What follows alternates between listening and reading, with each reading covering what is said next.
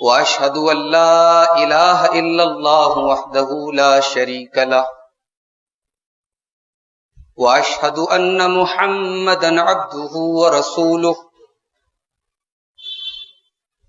يا ايها الذين امنوا اتقوا الله حق تقاته ولا تموتن الا وانتم مسلمون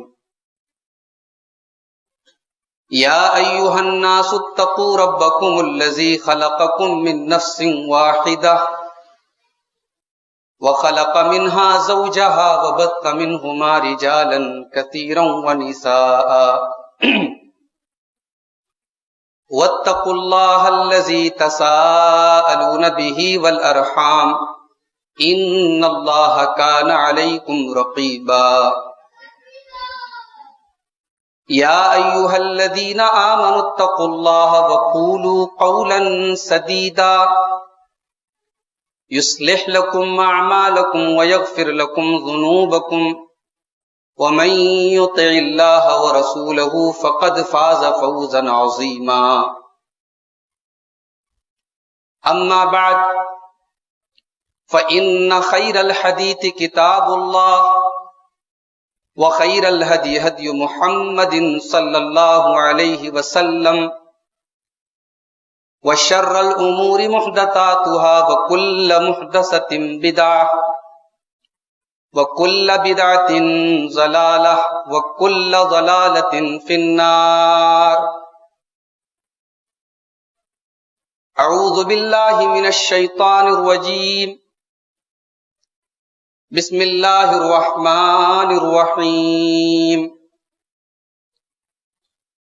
قل ان صلاتي ونسكي ومحياي ومماتي لله رب العالمین۔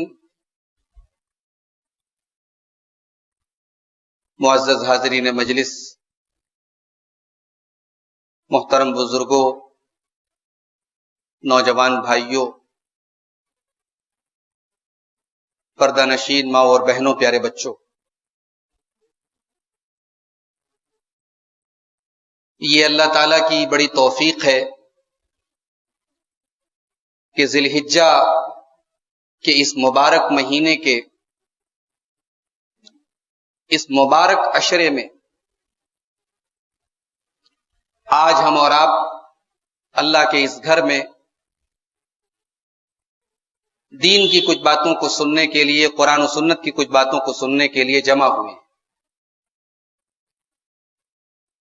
ہمارے معاشرے میں ذی الحجہ کے اس مہینے کو وہ اہمیت نہیں دی جاتی جو دینی چاہیے۔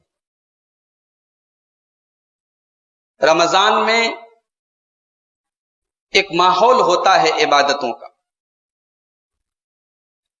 لیکن اس مہینے میں ہم صرف ایک چیز جانتے ہیں، بقرعید کا دن آئے گا، عید الاضحیٰ کا دن آئے گا، ہمیں قربانی کرنی ہے۔ اس مہینے کو بس ہم قربانی کے نام سے جانتے ہیں، حالانکہ ایسا نہیں ہے۔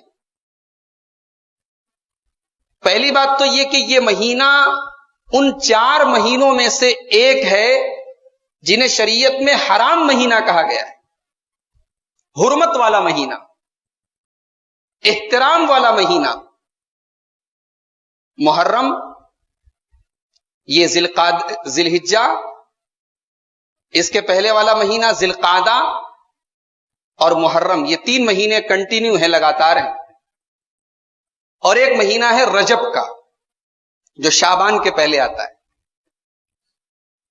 شریعت نے ان 4 مہینوں کو حرمت والا مہینہ کہا ہے۔ ان 4 مہینوں میں کوئی غلط کام کرنا اور غلط ہے۔ جیسے شراب پینا غلط ہے، مگر ظاہر ہے کہ مسجد میں شراب پینا اور بڑا گناہ ہے۔ گالی بکنا گندی چیز ہے، مگر مسجد میں گالی بکنا اور بڑی غلطی ہے، اور بڑا گناہ ہے۔ تو حرام مہینوں میں گناہ کا کام کرنا یہ اور خطرناک بات ہے۔ تو ذی الحجہ کا مہینہ حرام ہے، حرمت والا ہے، اور پھر اس کے جو شروع کے 10 دن ہیں ان کی تو بہت فضیلت آئی ہے۔ قرآن کریم کا 30واں پارہ اٹھائیے، اللہ تبارک و تعالی قسم کھاتا ہے والفجری ولیال عشر، قسم ہے فجر کی اور قسم ہے 10 راتوں کی۔ علماء تفسیر لکھتے ہیں کہ ان 10 راتوں سے مراد یہی ذی الحجہ کے پہلے عشرے کی 10 رات۔ یہ 10 دن اتنے فضیلت والے ہیں، اتنے عظمت والے ہیں، اتنا اونچا مقام ہے ان کا۔ اللہ کے پیارے نبی صلی اللہ علیہ وسلم فرماتے ہیں، ابو داؤد کی صحیح روایت ہے، ما من ایام العمل الصالح فیہا احب الی اللہ من ہذہ الایام،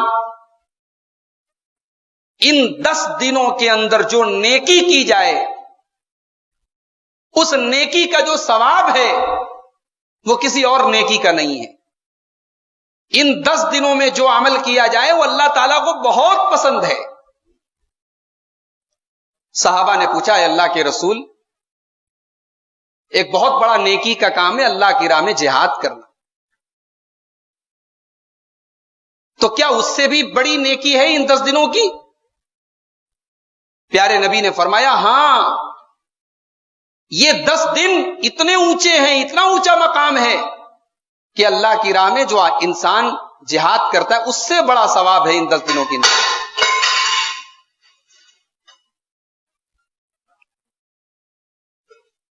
لیکن ہاں، اگر کوئی آدمی اللہ کی راہ میں اپنی جان اور مال لے کر کے گیا اور واپس کچھ نہیں لے کر کے لوٹا، یعنی شہید ہو گیا اللہ کی راہ میں، اس کا مقام زیادہ اونچا ہے، ورنہ ان 10 دنوں کا مقام، ان 10 دنوں کی نیکی کا مقام اللہ کی راہ میں جہاد سے بھی بڑا ہے۔ کیوں اتنا اونچا مقام ہے ان 10 دنوں کا؟ ایک سوال پیدا ہوتا ہے، ان 10 دنوں کا اتنا اونچا مقام کیوں؟ علماء کہتے ہیں کہ بڑی بڑی تمام عبادتیں ان 10 دنوں میں اکٹھا ہوتی ہیں، وہ سال کے کسی اور دن میں اکٹھا نہیں ہوتی۔ بھئی ان 10 دنوں میں روزہ بھی رکھا جاتا ہے، اللہ کے رسول کی سنت ہے۔ ابو داؤد کی صحیح روایت ہے، حضرت ام سلمہ کہتی ہیں اللہ کے رسول صلی اللہ علیہ وسلم 1 تاریخ سے لے کر کے 9 تاریخ تک کنٹینیو روزہ رکھتے تھے۔ ہمارے یہاں یہ سنت بھلا دی گئی، اور لوگوں سے شکوہ نہیں، ہم تو اپنے لوگوں سے شکوہ کریں گے، بھی ہمیں تو سنتیں یاد ہونی چاہیے۔ 1 ذی الحجہ سے لے کے 9 ذی الحجہ تک کنٹینیو روزہ رکھو، یہ اللہ کے رسول کی سنت ہے۔ پھر ان 10 دنوں میں یوم النحر ہے، ایک طرف قربانی ہو رہی ہے، دوسری طرف مینا میں کنکری ماری جا رہی ہے، حج ہو رہا ہے، حج کے ارکان ہو رہے ہیں، حج ہو رہا ہے۔ بھئی سال کے 359 دن آپ مینا میں کنکری مارتے رہے، آپ کا حج نہیں ہو سکتا۔ یہ عید الاضحیٰ کے دن آپ کو کنکری مارنی، تب آپ کا حج ہوگا۔ ظاہر ہے کہ وہ 10 ذی الحجہ کی تاریخ ان 10 دنوں میں شامل ہے۔ انہی 10 دنوں میں یوم عرفہ ہے، ذی الحجہ کی 9 تاریخ ہے، جس کے بارے میں اللہ کے نبی نے فرمایا کہ اللہ تبارک و تعالی سال بھر میں اپنے بندوں کو کسی اور دن اتنا معاف نہیں کرتا ہے جتنا 9 ذی الحجہ کو عرفہ کے دن معاف کرتا ہے۔ تو یہ 10 دن ان کی بڑی اونچی شان ہے میرے بھائی۔ ہمارے یہاں یہ 10 دن ایسے ہی آتے ہیں، گزر جاتے ہیں، کوئی نام بھی نہیں لیتا۔ ان 10 دنوں میں صحابہ کرام بازاروں میں تکبیر کے کلمات پڑھتے تھے۔ بخاری کی روایت حضرت ابو ہریرہ اور حضرت عبداللہ ابن عمر رضی اللہ تعالیٰ عنہ بازاروں میں بلند آواز میں اللہ اکبر لا الہ الا اللہ یہ تکبیر پڑھتے تھے۔ مسند احمد کی روایت اللہ کے نبی صلی اللہ علیہ وسلم نے فرمایا ان 10 دنوں میں کثرت سے اللہ کی تسبیح بیان کرو، کثرت سے اللہ کا نام لو، اللہ کی بڑائی بیان کرو۔ تو افسوس ہے اس بات کا کہ رمضان کا تو تھوڑا بہت ہم لحاظ رکھتے ہیں، اس عشرہ ذی الحجہ کی ہمارے یہاں کوئی اہمیت نہیں۔ خاص طور سے 9 تاریخ کا جو روزہ ہے، عرفہ کا روزہ، کسی اور روزے کی وہ فضیلت نہیں جو عرفہ کے دن کی فضیلت ہے۔ اللہ کے پیارے نبی صلی اللہ علیہ وسلم فرماتے ہیں، صحیح مسلم کی روایت ہے کہ صیام یوم عرفہ احتسب علی اللہ ان یکفر السنۃ التی قبلہ والسنۃ التی بعدہ، کہ عرفہ کے دن کے روزے سے ایک سال آگے کے اور ایک سال پہلے کے گناہ معاف ہو جاتے۔ ایک دن کا روزہ رکھنا ہے، 15 گھنٹے 16 گھنٹے آپ کو بھوکے پیاسا رہنا ہے، 2 سال کے گناہوں کا کفارہ یہ ایک دن کا روزہ بنتا ہے۔ اللہ تعالیٰ نواز رہا ہے، دے رہا ہے، ہم لینے کو تیار نہیں ہے میرے بھائی، ہم اپنے گناہوں کو معاف کروانے کے لیے تیار۔ پھر 10 تاریخ آتی ہے،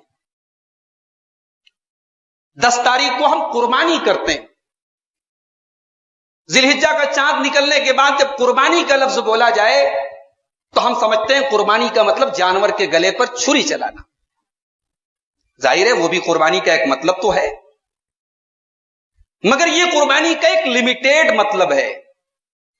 یہ ذی الحجہ کے پروسپیکٹس میں، اس کے پس منظر میں، اس کے بیک گراؤنڈ میں یہ قربانی کا لفظ تو ٹھیک ہے، جانور کے گلے پر اللہ کا نام لے کے چھری چلانے کو کہتے ہیں قربانی، مگر حقیقت میں قربانی کچھ اور چیز ہے۔ قربانی کا تعلق محبت سے ہے۔ آدمی جس سے محبت کرتا ہے اس کے لیے قربانی بھی دیتا ہے، اور اسی لیے اللہ جس سے محبت کرتا ہے اللہ اس سے اتنا ہی آزماتا ہے۔ یہ میں اپنی طرف سے نہیں کہہ رہا ہوں، حدیث پاک ہے اللہ کے رسول صلی اللہ علیہ وسلم، ترمذی کی روایت ہے، اللہ کے نبی فرماتے ہیں ان عظم الجزاء مع عظم البلاء، جتنی بڑی آزمائش ہے اتنا بڑا بدلہ ہے، جتنا بڑا امتحان ہے اتنا بڑا ریوارڈ ہے، اتنا بڑا انعام ہے اللہ کی طرف سے۔ اور حدیث پاک کا اگلا ٹکڑا سماعت فرمائیے، اللہ کے نبی کہتے ہیں وَإِنَّ اللَّهَ إِذَا أَحَبَّ قَوْمًا ابْتَلَاهُمْ، اللہ تبارک و تعالی جب کسی سے محبت کرتا ہے اسے آزماتا ہے۔ ہمارا تو الٹا حال ہے، ہمیں اللہ آزماتا ہے، ہم ناراض ہو جاتے ہیں، بھئی ہمارا بیٹا کیوں چلا گیا، ہماری ماں کیوں چلی گئی، ہمارا بچہ کیوں چلا گیا، ہمارا بھائی کیوں چلا گیا، ہمارا مال کیوں کھو گیا، ہمارا نقصان کیوں ہو گیا، ہم بیمار کیوں ہو گئے۔ اللہ جس سے محبت کرتا ہے اسے آزماتا ہے۔ فمن رضی فلہ الرضا ومن سخط فلہ السخط، اللہ امتحان لے لے اور اللہ کے امتحان پہ جو راضی ہے اللہ اس سے راضی ہے، اور اللہ امتحان لے لے جو ناراض ہو گیا اللہ اس سے ناراض ہے۔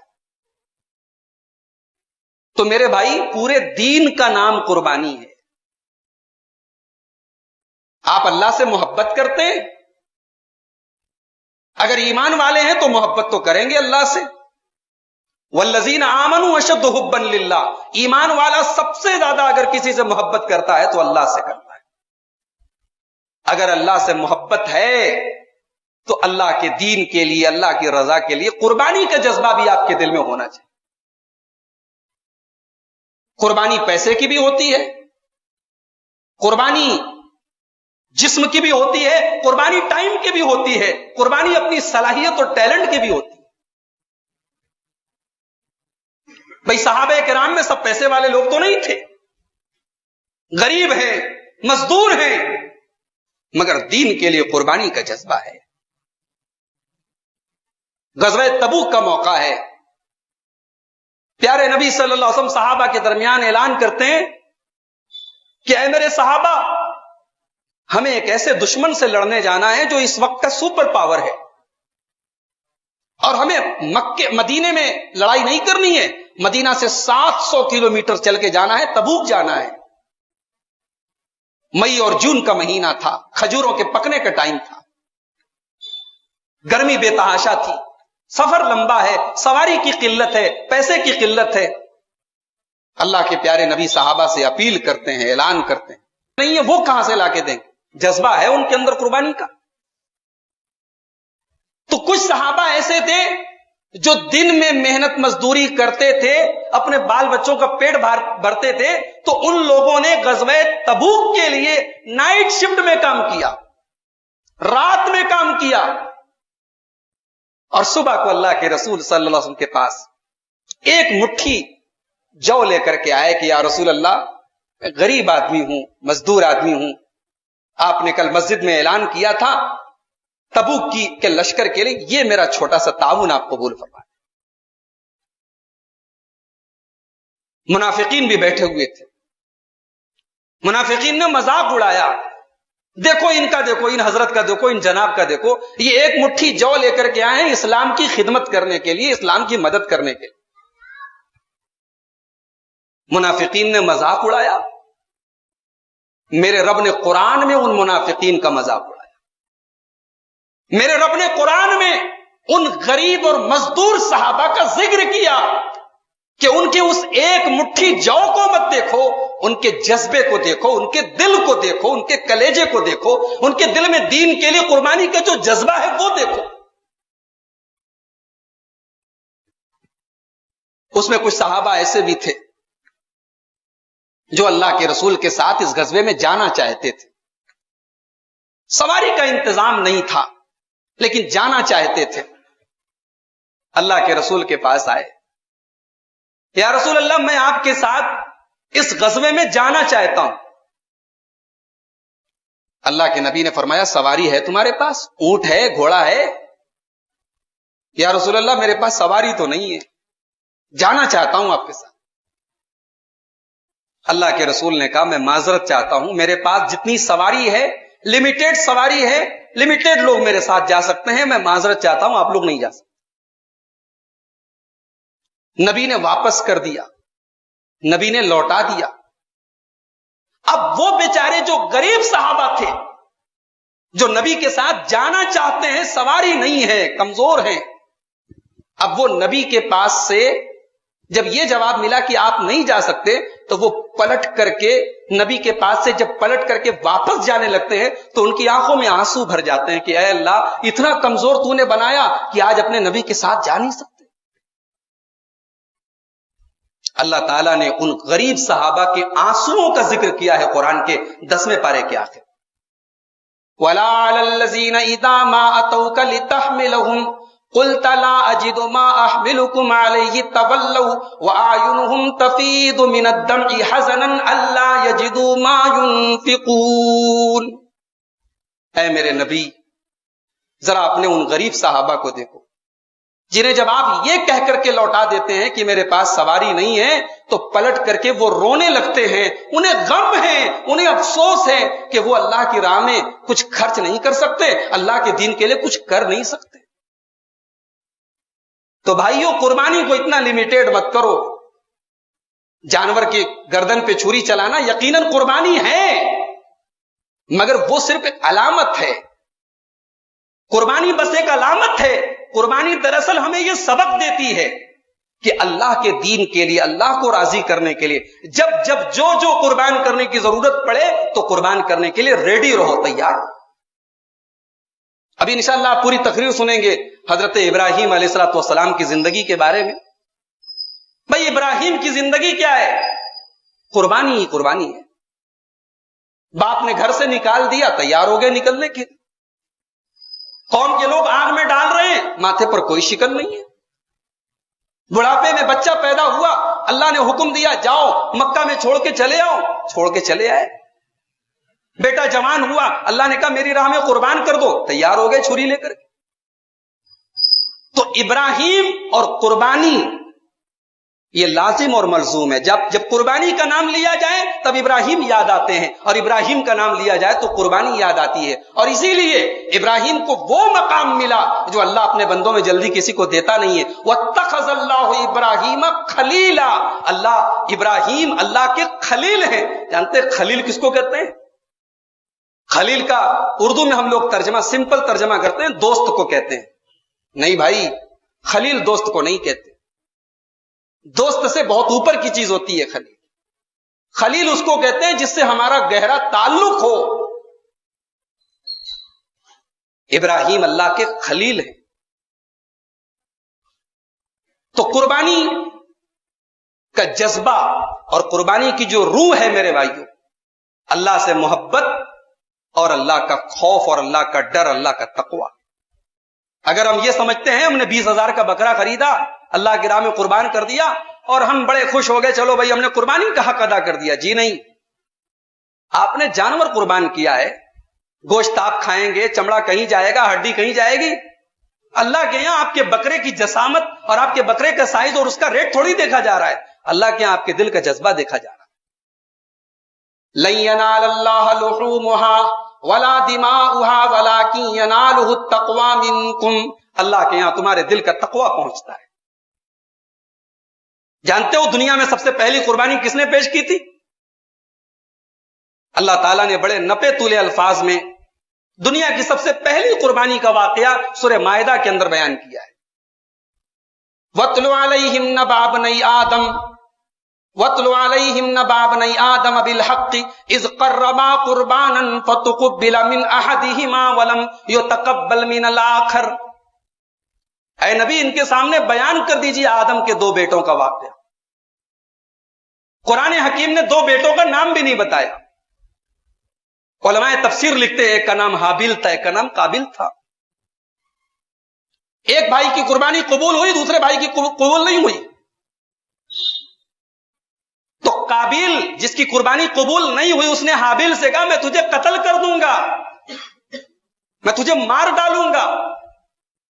تو اس پر جواب میں حابیل نے بڑا پیارا جواب دیا. قال انما يتقبل الله من المتقين. کہا میرے بھائی اگر تیری قربانی قبول نہیں ہوئی تو میرا کیا دوش ہے؟ قربانی اللہ تقوی کے بنیاد پر قبول کرتا ہے، تیری قربانی میں تقوی نہیں تھا. یہ بہت بھاری بات ہے، بڑی وزندار بات ہے، اس کو دماغ میں رکھیں آپ. انما يتقبل الله من المتقين. اللہ قربانی متقیوں کی قبول کرتا ہے. جس قربانی کے اندر تقوی نہ ہو، جس قربانی کے اندر دکھاوا ہو، نمائش ہو، فارمیلٹی ہو، وہ قربانی اللہ کے قبول ہونے والی نہیں ہے. اس لیے میرے بھائیوں 10 ذی الحجہ کو جب آپ اپنے جانور کے گردن پہ چھری چلائیں تو قرآن حکیم کی اس آیت کو ضرور یاد رکھیں. قل ان صلاتی و نسکی وَمَحْيَايَ وَمَمَاتِي لِلَّهِ رَبِّ الْعَالَمِينَ. میری قربانی، میری نماز، میرا جینا، میرا مرنا سب اللہ کے لیے. تو اسی قربانی کے تعلق سے میں چاہتا ہوں کہ چند اہم مسائل آپ کے سامنے بیان کر دوں. قربانی کا سب سے پہلا مسئلہ یہ یاد رکھیں کہ اگر آپ نے قربانی کا ارادہ کر لیا ہے تو ذی الحجہ کا چاند نکلنے سے لے کر کے قربانی کرنے تک آپ کو اپنے بال اور ناخن نہیں کاٹنے. اور یہ حکم کمپلسری ہے، اللہ کے نبی نے منع کیا ہے. نبی منع کر دے چیز حرام ہو جاتی ہے، نبی حکم دے دے چیز فرض ہو جاتی ہے. نبی نے منع کیا فَلْيُمْسِكْ عَنْ شَعْرِهِ وَأَظْفَارِهِ. جو قربانی کا ارادہ کرے وہ اپنے بال اور ناخن نہ کاٹے. اب ایک مسئلہ یہ پیدا ہوتا ہے، گھر میں باپ ہے، قربانی تو باپ کی طرف سے ہو رہی ہے، تو کیا گھر میں جتنے بیٹے ہیں، جتنے پوتے ہیں، جتنی بہویں ہیں، کیا ان کے لیے بھی کمپلسری ہے کہ بال اور ناخن نہ کاٹیں؟ جی نہیں. نبی نے کہا جو قربانی کا ارادہ کرے. اصل میں جس کے مال سے قربانی ہو رہی ہے یہ اس کے لیے حکم ہے. ثواب میں سب شامل ہو رہے ہیں. بھائی آدمی چھری چلا رہا ہے، دعا پڑھ رہا ہے اللہم تقبل منی ومن اہل بیتی، اے اللہ میری طرف سے میرے گھر والوں کی طرف سے قبول فرما. تو شامل تو پورے گھر والوں کو کر رہا ہے. نبی نے، اللہ کے نبی صلی اللہ علیہ وسلم نے بھی اپنی قربانی میں پورے گھر والوں کو شامل کیا. مگر نبی سے کوئی ایسی حدیث نہیں ملتی کہ آپ نے حضرت فاطمہ سے کہا ہو، آپ نے حضرت رقیہ سے کہا ہو، آپ نے حضرت زینب سے کہا ہو کہ دیکھو تم اپنے بال اور ناخن مت کاٹنا. تو یہ حکم کمپلسری ان کے لیے ہے جو قربانی کرنے والے. اس کے بعد اب ایک سوال یہ ہے، قربانی کا مقصد کیا ہے؟ قربانی کے پیچھے لاجک کیا ہے؟ کیوں ہم قربانی کرتے ہیں؟ بھائی 10,000 کی ہم کا جانور خرید کے لاتے، 10,000 اللہ کی راہ میں صدقہ کر دیں، 10,000 میں کوئی ہاسپٹل بنوا دیں. آج اس دور میں یہ بھی کہا جاتا بھائی قربانی بلا وجہ جیو ہتیا ہو رہی ہے، جانوروں کو مارا جا رہا ہے، وہ کام بھائی اللہ کو راضی کرنا ہے نا، کوئی کسی اور جگہ لگا تو. بھائی دنیا میں تو ہم ایسا نہیں کرتے. ہمیں اسکوٹر لینی ہے، ضرورت ہے ہمیں اسکوٹر کی، اور ہمارے محلے میں کوئی غریب ہے تو ہم یہ تو نہیں کرتے کہ بھئی ہم اسکوٹر نہ لے کر کے وہ پیسہ غریب کو دے دیں. بھئی ہم کو اسکوٹر کی ضرورت ہے، غریب کی مدد بھی کریں گے، اسکوٹر کی ہمیں ضرورت، ہم اسکوٹر بھی لیں گے. دنیا میں ہم یہ اصول اپلائی نہیں کرتے کہ بھئی یہ کام ہمارے لیے ضروری ہے، اس کو چھوڑ کے یہ کام کر لو۔ اللہ نے کہا قربانی کرو تو قربانی کی جگہ قربانی ہی چلے گی، کوئی اور عمل نہیں چلے گا۔ 10,000 کا جو بکرا اللہ کی راہ میں آپ قربان کر رہے ہیں، اس 10,000 کی جگہ آپ 1,00,000 روپیہ صدقہ کر دیں، اس 1,00,000 روپیے میں آپ کو اس 10,000 کے بکرے کی قربانی کا ثواب نہیں ملے گا۔ اس کو دماغ میں رکھیں آپ، قربانی کا حکم ہے تو قربانی ہی کرنی ہے۔ اب مقصد کیا ہے قربانی کا؟ تو قربانی کا جو سب سے بڑا مقصد ہے، بھئی اللہ تعالیٰ نے ہمارے لیے ان جانوروں کو حلال کیا ہے۔ یہ بکری بکرا، یہ گائے بیل، یہ اونٹ اونٹنی، یہ بھیڑ بھیڑا، یہ دمبا دمبی، یہ ہمارے لیے اللہ نے بنائے ہیں، یہ ہماری خوراک ہیں، یہ ہماری غذا ہیں، انہیں اللہ نے ہمارے فائدے کے لیے بنایا ہے۔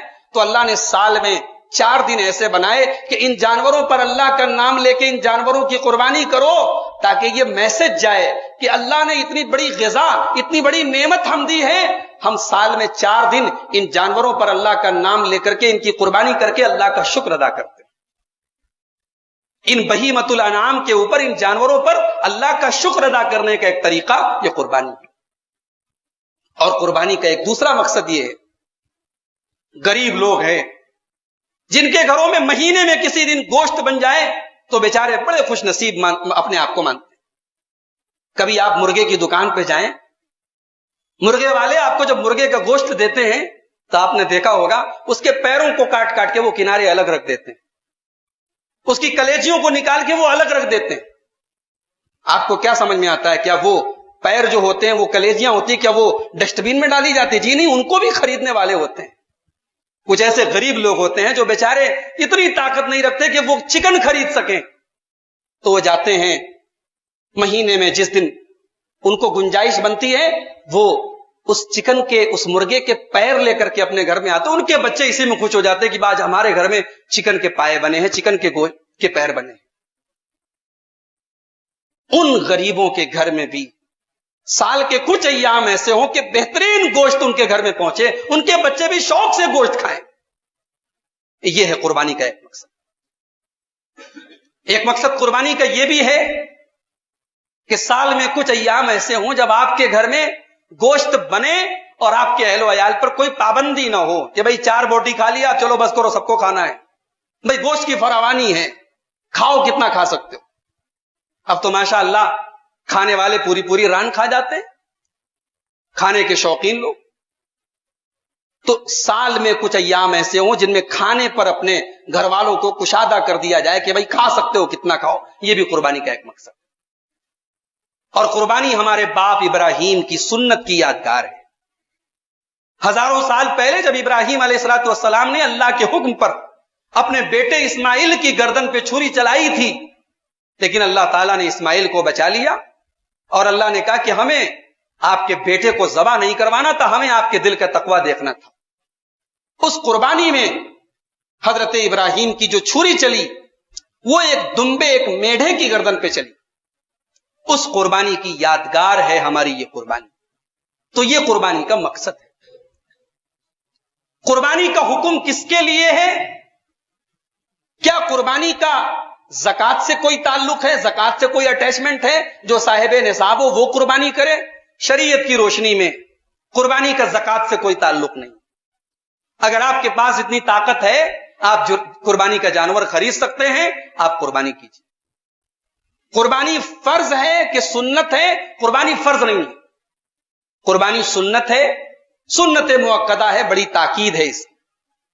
اللہ کے پیارے نبی صلی اللہ علیہ وسلم فرماتے ہیں، ابن ماجہ کی صحیح روایت ہے، من کان لہ سعۃ ولم یضحی فلا یقربن مصلانا، جس کے پاس طاقت ہو اور وہ قربانی نہ کرے وہ ہماری عیدگاہ کے قریب نہ آئے۔ طاقت کے رہتے ہوئے قربانی کوئی نہیں کرتا، وہ غلط کر رہا ہے۔ لیکن فرض نہیں کہہ سکتے ہم، فرض کہنے کی کوئی دلیل نہیں ہے، واجب کہنے کی کوئی دلیل نہیں۔ قربانی کن کن جانوروں کی کر سکتے ہیں؟ اللہ تعالیٰ نے سورہ حج میں فرمایا کہ قربانی وَلِكُلِّ أُمَّةٍ جَعَلْنَا مَنْسَكًا لِيَذْكُرُوا اسْمَ اللَّهِ عَلَى مَا رَزَقَهُم مِّن بَهِيمَةِ الْأَنْعَامِ، قربانی صرف انہی جانوروں کی ہوگی جن کو بہیمۃ الانعام کہا جاتا ہے. اب یہ بہیمۃ الانعام کون سے جانور ہیں؟ سورہ انعام کی آیت نمبر 143 اور 144 میں اللہ نے فرمایا کہ 8 جانور ہیں بہیمۃ الانعام. من المعز اثنین ومن الضأن اثنین، بھیڑ کا جوڑا بکرے کا جوڑا، ومن الابل اثنین ومن البقر اثنین، اونٹ کا جوڑا اور گائے کا جوڑا. یہ ٹوٹل 8 جانور ہیں جن کی قربانی قرآن و سنت سے ثابت تھے. قربانی کے جانور میں ایک کنڈیشن اور ہے کہ وہ دتا ہونا چاہیے. اللہ کے نبی فرماتے ہیں، صحیح مسلم کی روایت ہے، لا تذبحوا الا مسنتن، قربانی اسی جانور کی کرو جو دتا ہو، جس نے دودھ کے دانت توڑ دیے ہوں، 2 دانت اس کو سامنے کے نکل آئے. ہاں بھیڑ کا اگر بچہ ہے تو اللہ کے رسول نے اجازت دی ہے کہ وہ جزع ہو، یعنی 1 سال کے اندر کا ہو اور 6 مہینے کا اوپر ہو تو وہ ادنت ہو، تب بھی اس کی قربانی ہو جائے گی، کوئی حرج کی بات. قربانی کے جانوروں میں 4 عیب ایسے ہیں جو نہیں چلیں گے. حضرت برا ابن عازب رضی اللہ تعالیٰ عنہ کہتے ہیں اللہ کے نبی نے اشارہ کر کے فرمایا کہ 4 جانور ایسے جن کی قربانی نہیں چلے گی. الاوراء بین ابرھا، جانور ایک آنکھ کا کانا ہو، ایک آنکھ کا کانا ہو اور بالکل صحیح لگ رہا ہو کہ ہاں اس کی ایک آنکھ خراب ہے، ایسے جانور کی قربانی نہیں کر سکتے. والارجاء بین ضلعھا، اور جانور لنگڑا ہو، ایک پیر اس کا کام نہ کر رہا ہو اور بالکل صاف پتہ لگ رہا ہو کہ اس کا ایک پیر کام نہیں کر رہا ہے، اور بیمار ہو، اور ایسا بیمار ہو کہ اس کی بیماری بالکل پتہ لگ رہی ہو بالکل بیمار ہے یہ، اور والکثیر التی لا تنقی، اتنا کمزور ہو، مریل ہو کہ اس کے اندر کچھ ہو ہی نہ، بس ہڈی چمڑا ہو، ایسے جانور کی قربانی بھی درست نہیں. تو یہ 4 بڑے بڑے عیب ہیں. چھوٹا موٹا کوئی عیب ہو تو قربانی ہو جائے گی، لیکن قربانی کا جانور خریدتے وقت صحابہ کرام بڑی دیکھ بھال کرتے تھے، بہت احتیاط کرتے تھے، جان بوجھ کر کے کوئی عیب دار جانور نہ خریدا جائے. قربانی کب سے کب تک کر سکتے ہیں؟ عید الاضحیٰ کی نماز کے پہلے اگر آپ نے قربانی کی، آپ کی قربانی نہیں ادا ہو. اللہ کے رسول صلی اللہ علیہ وسلم عید الاضحیٰ کے دن نماز پڑھا کے فارغ ہوئے، آپ نے ایک صحابی کو دیکھا کہ انہوں نے اپنے جانور کی قربانی پہلے ہی کر لی، حضرت ابو بردہ ابن نیار. تو اللہ کے رسول نے کہا یہ تم نے کیا کر دیا؟ کہا اللہ کے رسول میں نے تو پہلے ہی قربانی کر دی. آپ نے فرمایا تل کا شاۃ اللحم، قربانی کا ثواب نہیں ملے گا، گوشت ملے گا تمہارے گھر والوں، قربانی کا ثواب نہیں ملے گا. انہوں نے کہا یا رسول اللہ میرے پاس بکری کا ایک بچہ ہے، سال بھر کے اندر کا ہے، جزع ہے، کیا میں اس کی قربانی کر لوں؟ کہ میرے پاس جو جانور تھا وہ تو میں نے پہلے کاٹ دیا. اللہ کے رسول نے فرمایا ٹھیک ہے تم کر لو، لیکن یہ اجازت میں اسپیشلی تمہیں دے رہا ہوں، کسی اور کو یہ اجازت نہیں ہے. کسی اور کو بکری کا جو 1 سال سے کم کا بچہ ہو اس کو کرنے کی اجازت نہیں. اوروں کے لیے شرط یہی ہے کہ دتا ہو، تم اس جزا کی قربانی کر سکتے. تو قربانی بقرعید کے دن عید الاضحیٰ کی نماز کے بعد سے اسٹارٹ ہوگی. کب تک کر سکتے ہیں؟ صحیح ابن حبان کی روایت ہے کل ایام التشریق ذبح، ایام تشریق سب کے سب قربانی کے دن ہیں. ایام تشریق 11 12 13 ذی الحجہ کو کہتے ہیں، لہذا 13 ذی الحجہ کو سورج کے غروب ہونے کے پہلے پہلے قربانی کی جا سکتی. قربانی رات میں بھی کر سکتے ہیں، اس کے مکروہ ہونے کی کوئی دلیل نہیں، البتہ دن میں کرنا افضل ہے. قربانی بقرعید کے دن کرنا افضل ہے، گنجائش ہے 13 ذی الحجہ تک کرنے. قربانی کے گوشت کو کتنا کھایا جائے، کتنا بانٹا جائے، شریعت نے کوئی پابندی نہیں لگائی، آپ کی اپنی مرضی ہے، پورا کھا لیں، پورا بانٹ دیں، پورا رشتہ داروں کو کھلا دیں. بعض اہل علم نے کہا کہ قربانی کے گوشت کے 3 حصے کر لیے جائیں، ایک حصہ خود کھایا جائے، ایک حصہ رشتہ داروں کو کھلایا جائے، ایک حصہ غربا کو دیا جائے. چونکہ اس کی کوئی دلیل نہیں ہے لہذا نہ تو یہ ضروری ہے اور نہ اس کو کرنے میں کوئی حرج کی بات. قربانی کے گوشت میں سے قصاب کو کوئی اجرت نہیں دی جائے گی. قصاب کو اس کی اجرت پیسے کی شکل میں آپ دیں گے. گوشت آپ بطور گفٹ دے سکتے ہیں، بطور تحفہ دے سکتے ہیں، لیکن اجرت کے طور پہ قصاب کو، کسائی کو آپ گوشت نہیں دے سکتے. قربانی کا گوشت کیا غیر مسلم کو دیا جا سکتا ہے؟ اگر کوئی غیر مسلم ایسا ہے جو معتدل ہے، متعصب نہیں ہے، مسلمانوں سے بیر نہیں رکھتا ہے، مسلمانوں کو تکلیف نہیں پہنچاتا ہے، انصاف پسند ہے، سیدھا سادہ ہے، آپ کا پڑوسی ہے، آپ کا تعلق والا ہے، بے شک آپ اس کو گوشت دے سکتے ہیں. لیکن ہاں جس کے بارے میں یہ پتا ہو کہ وہ گوشت کے ساتھ شراب نوشی کرتا ہے، ایسے غیر مسلم کو آپ گوشت نہیں دیں. تو میرے بھائیوں، قربانی کے تعلق سے یہ چند اہم مسائل ہیں. ذبح کرتے وقت کون سی دعا پڑھی جائے؟ بسم اللہ. اتنا صرف بسم اللہ پڑھ لیں تب بھی آپ کی قربانی ہو جائے گی. بسم اللہ کے ساتھ اللہ اکبر یا واللہ اکبر، یہ اللہ کے رسول کی سنت ہے کہ بسم اللہ اللہ اکبر یا بسم اللہ واللہ اکبر پڑھ کے جانور کو بائیں کروٹ لٹا کر کے اس کا چہرہ یا اس کے چاروں پیر قبلہ کی طرف کر کے اس کو ذبح کیا جائے. بسم اللہ اللہ اکبر یا بسم اللہ واللہ اکبر پڑھ کے آپ ذبح کر دیں. اس کے آگے اگر آپ چاہیں تو یہ دعا پڑھ لیں. اگر آپ وہ قربانی اپنے اور اپنے گھر والوں کی طرف سے کر رہے ہیں، اللہم تقبل منی ومن اہل بیتی، اے اللہ یہ قربانی میری طرف سے اور میرے گھر والوں کی طرف سے قبول فرما لے. کیا مردوں کی طرف سے قربانی کر سکتے ہیں؟ الگ سے مردے کی طرف سے قربانی کرنے کا ثبوت نہیں ملتا ہے.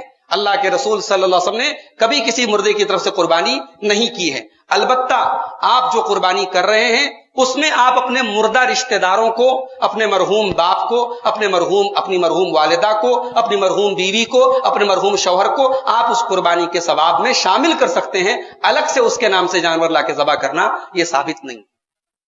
ایک چھوٹے جانور کی قربانی، ایک بکرے کی، ایک بھیڑا کی، ایک دمبا کی، پورے گھر والوں کی طرف سے کافی ہے. حضرت ابو ایوب انصاری کی صحیح روایت ہے ترمذی کی، وہ کہتے ہیں کہ اللہ کے رسول کے زمانے میں ایک جانور کی قربانی پورے گھر والوں کی طرف سے ہو جاتی. بڑے جانور میں، گائے بیل وغیرہ میں اور اونٹ میں کئی لوگ حصہ لے سکتے ہیں. بیل وغیرہ میں 7 لوگ اور اونٹ میں 10 لوگ حصہ لے سکتے ہیں. اللہ کے رسول سے اس کا ثبوت ملتا ہے، لیکن یہ میکسیمم ہے. اگر 2 لوگ مل کر کے قربانی کر لیں، 4 لوگ مل کے کر لیں، کوئی حرج کی بات نہیں. یہ قربانی کے تعلق سے چند احکام و مسائل، اہم احکام و مسائل تھے جو میں نے آپ کے سامنے بیان کیے. اللہ سے ہم دعا کرتے ہیں رب العالمین ہمیں سنت کے مطابق قربانی کرنے کی توفیق عطا فرما، ہماری قربانیوں کو قبول فرما. ہماری عبادتوں میں جو کمی رہ جائے، جو کوتاہی رہ جائے، پروردگار اپنے فضل و کرم سے اس کو معاف فرما. رب العالمین ہماری ہر عبادت میں، ہر کام میں اخلاص پیدا فرما. رب العالمین ہم میں سے جو بیمار ہیں ان کو شفاء کامل عاجل عطا فرما. جو روزی روٹی سے، کاروبار سے پریشان ہیں، رب العالمین ان کے روزگار میں برکت عطا فرما، ان کو حلال رزق مہیا فرما. اللہ ہر قسم کی وبا سے ہم سب کی حفاظت فرما. ہمیں جب تک دنیا میں زندہ رکھے، اسلام پر زندہ رکھے، اور خاتمہ ہم سب کا ایمان پر ہو. وآخر دعوانا الحمدللہ.